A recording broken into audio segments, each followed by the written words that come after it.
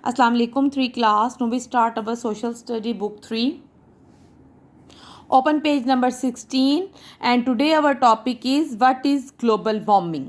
आज मैं आपको बताऊंगी कि what is global warming. Global warming क्या है?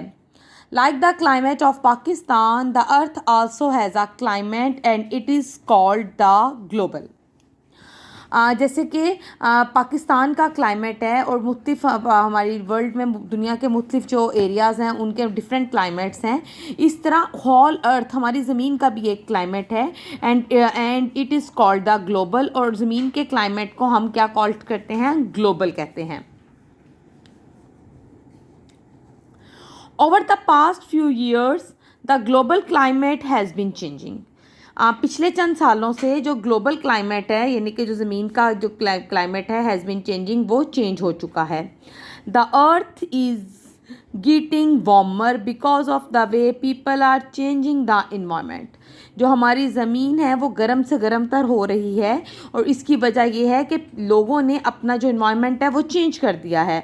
Environment is the natural and the man made surroundings that are around us. जैसे कि आपको पता है इन्वायरमेंट किसको कहते हैं? Environment natural and man made surroundings हैं जो कि हमारे इर्द गिर्द हैं, यानी कि हमारे इर्द गिर्द की वो तमाम चीज़ें जो नेचुरली हैं या मैन मेड हैं उनको हम इन्वायरमेंट कहते हैं।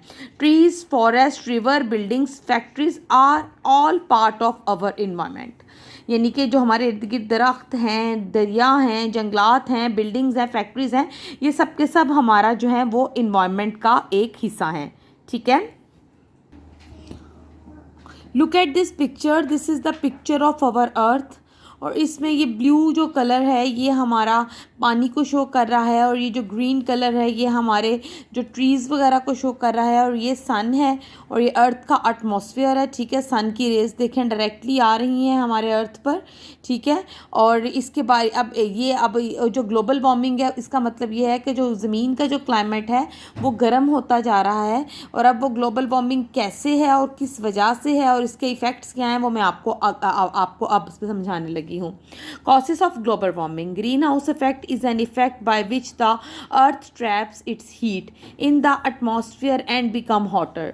यानी कि जो ग्रीन हाउस जो है ये जो हमारा ये जो ग्रीन हाउस है ये जो है ये इस पर बहुत ज़्यादा अब जो असर हो रहा है बल्कि और अर्थ ट्रैप्स इट्स हीट, और इसकी वजह से अर्थ जो है अब वो गर्मी को यानी कि वो ज़मीन पर बहुत ज़्यादा गर्मी होती जा रही है क्योंकि अब ये ग्रीन हाउस जो है अब ये तो ख़त्म हो रहा है और सन की जो रेज़ हैं वो डायरेक्टली आपकी ज़मीन पर आ रही हैं एंड बिकम हॉटर, और इसकी वजह से ज़मीन बहुत गर्म होती जा रही है। In the recent years green house effect has increased which mean that more heat is being trapped in the atmosphere.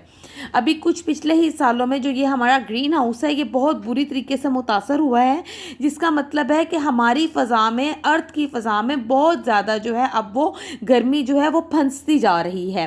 The excess heat is bad for the earth. और ये जो एक्सेस हीट है बहुत ज़्यादा जो गर्मी है ये ज़मीन के लिए बैड है, ये ज़मीन के लिए गुड नहीं है, is bad for the earth. The main reason for this is pollution and deforestation.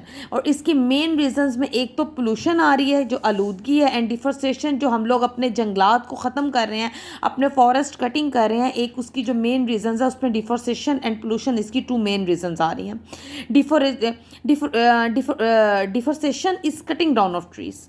डिफोरेस्टेशंस क्या है? जो हम ट्रीज़ को कट कर रहे हैं, हम ट्रीज़ को कट कर रहे हैं और इसके बाद हमारे इतने फॉरेस्ट हैं जिसको हम कट करके वहाँ पे हम क्या बना रहे हैं? कॉलोनीज़ बना रहे हैं और हम वहाँ पे रोड्स बना रहे हैं और उनसे और जो उनकी वुड है उससे हम अपना फर्नीचर बना रहे हैं। Do you know that trees clean the air for us to breathe. वो आपको कह रहे हैं कि क्या आपको पता है कि जो ट्रीज़ हैं वो हमें ऑक्सीजन प्रोवाइड करते हैं और हमारी एयर को क्लीन रखते हैं, साफ़ रखते हैं, ताकि हम एक अच्छी और साफ़ एयर में हम लोग ब्रीथ कर सकें, सांस ले सकें के लिए।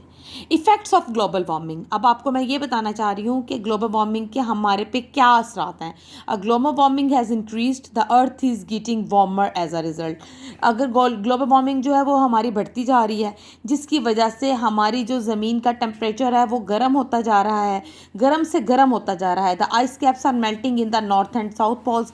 जैसे कि हमने आपको north pole and south poles के बारे में बताया था, उधर जो हमारी आइस है अब वो मेल्ट होना शुरू हो रही है। The sea levels are rising, ज़ाहिर बात है जब वो आइस हमारी मेल्ट होगी तो वो सारा पानी समंदर में आएगा और हमारे जो समंदर का जो लेवल है वो राइज है, वो समंदर का लेवल बढ़ रहा है. Scientist has claimed that island like Maldives will disappear in the next 10 years because of the rising sea levels. और साइंटिस्ट कह रहे हैं कि आइलैंड्स जो कि हमारे समुद्रों में होते हैं उनमें से यानी कि जैसे कि मालदीव जो है ये हमारा ये आइलैंड जो है अगले 10 years में गायब हो जाएगा, डिसअपियर हो जाएगा, क्योंकि सी लेवल इतना इंक्रीज़ हो जाएगा कि वो इसको वो सब चीज़ें इसके अंदर यानी कि ख़त्म हो जाएगा, ये वो इसमें ये समंदर के बीच में आ जाएगा.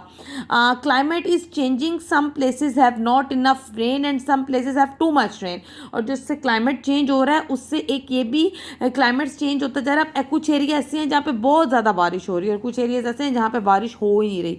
How can we reduce global warming, हम कैसे अपनी ग्लोबल वार्मिंग को रिड्यूस कर सकते हैं, कम कर सकते हैं. There are some things that we can do to reduce global warming. अगर हम कुछ ऐसी चीज़ें करें तो हम ग्लोबल वार्मिंग को रिड्यूस कर सकते हैं. कट लेस ट्री, दरख्त कम काटें. Make less pollution, pollution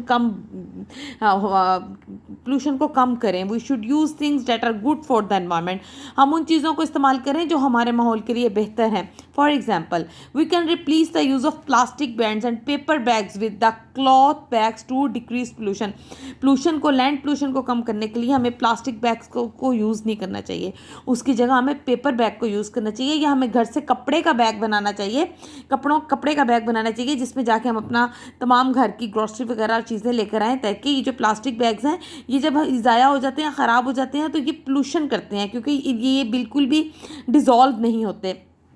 practising 3 recycle, reuse, reduce, हमें रिसाइकलिंग, रीयूज़ और रिड्यूस की जो है प्रैक्टिस करनी चाहिए. Can you think of other ways through which we can protect the environment. और आप खुद भी सोचें क्या आपके पास कोई और वे है कि जिससे हम अपनी इन्वायरमेंट को प्रोटेक्ट कर सकते हैं, बचा सकते हैं. अब इसके बारे में आपको खुद भी सोचना है.